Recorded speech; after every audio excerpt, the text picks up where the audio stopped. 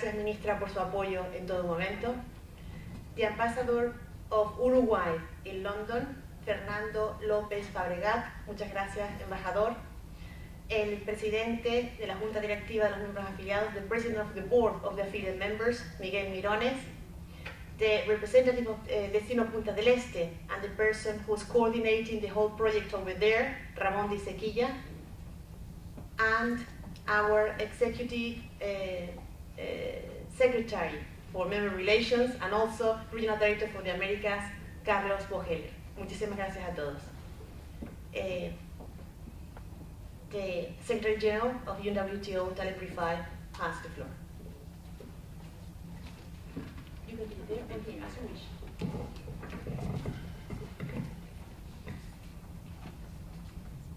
Minister, ambassadors,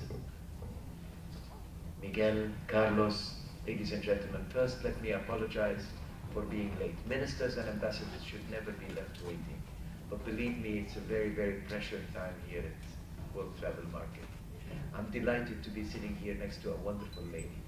A lady that is full of energy and full of goodwill efforts that have reflected so well on her country.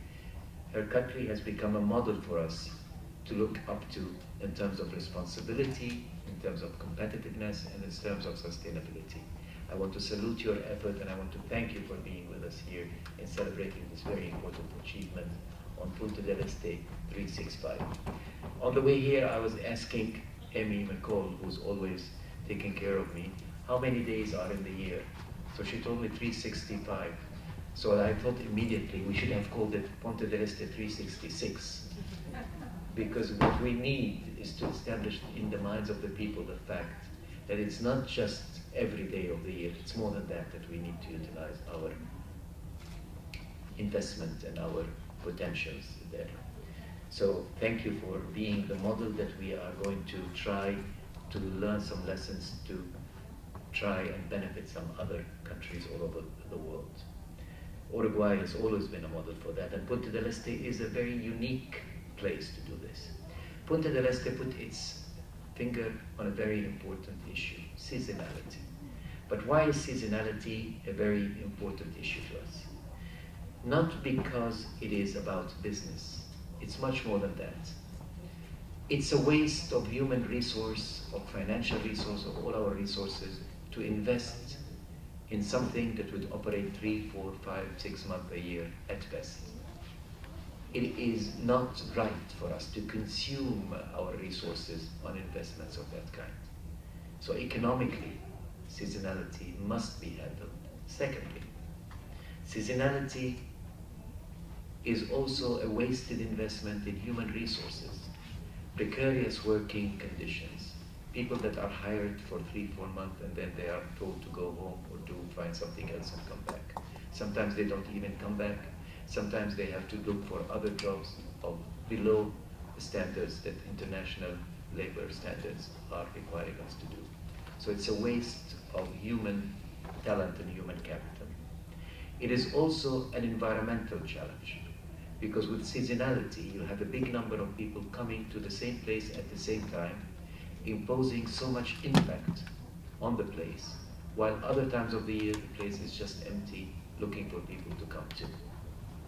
But fourth and last and most important is that seasonality also has a political cost. The cost of trying to keep the people at work, to keep the community alive, and to keep business running. For all these reasons, the issue of seasonality is not one of minor consequences at all. The way Punta del Este is suggesting to deal with seasonality is absolutely correct. They're dealing with it in the sense of saying, come visit this place any time of the year. This is not just a place for sun and beach. It can be utilized because there are so many products all year round. Culture, gastronomy, meetings, special events, festivals. This is one of the very important ways of trying to deal with seasonality. But sometimes the market facts on the ground don't help. And this is a big challenge that we need to address.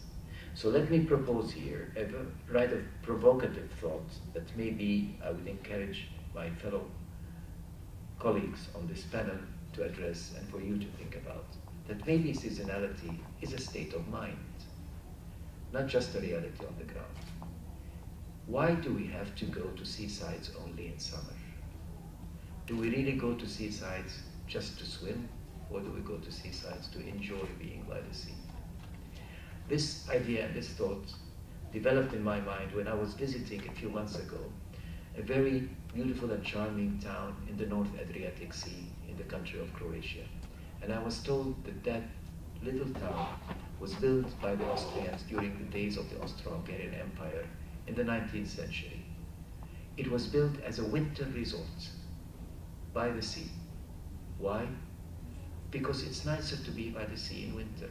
It's more romantic. There's much more to do.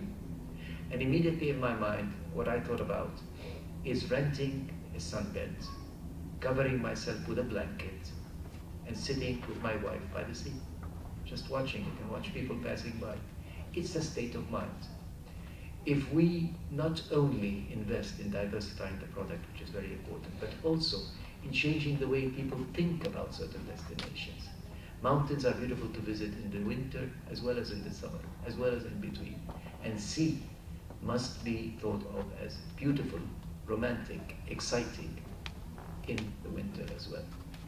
So, my final thought is, let us together address this very important challenge of seasonality, because our resources are important, our human, economic, social, political, and environmental resources must be kept in place, but let us do it both in heart and soul, and not just on the practical level of the ground, in our minds and our heads.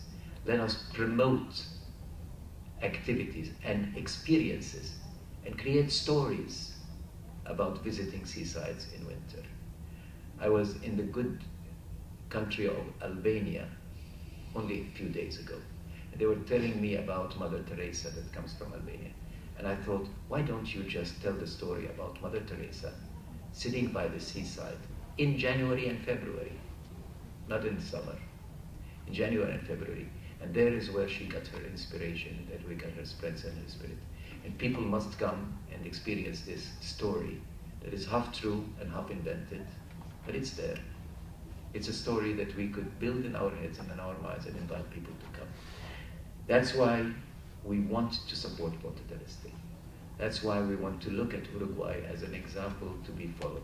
We will stand by you, and we will make sure that the world learns from your experience. And I'm sure that our affiliate members program, our entire UNWTO apparatus, will be committed to support you. I thank you all very much, and I thank you again for being with us today in person, you and your good ambassador. Thank you so much.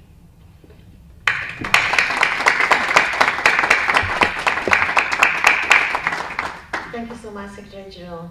Miguel Mirones tiene la palabra. Gracias, Secretario General, Ministra, Embajador, Ramón, Carlos.